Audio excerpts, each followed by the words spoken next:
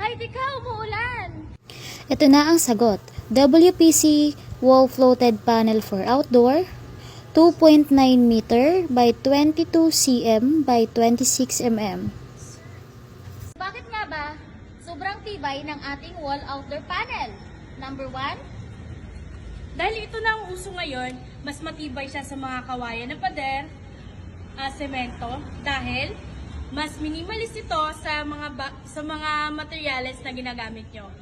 Ito na ngayon ang WPC fluted outdoor. Gawa siya sa wood, plastic, composite.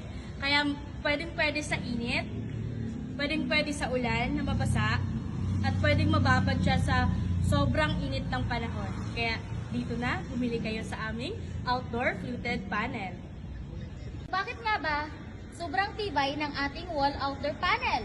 Number 1, Dahil ito na ang uso ngayon, mas matibay siya sa mga kawayan na pader, semento, dahil mas minimalist ito sa mga materyales na ginagamit nyo.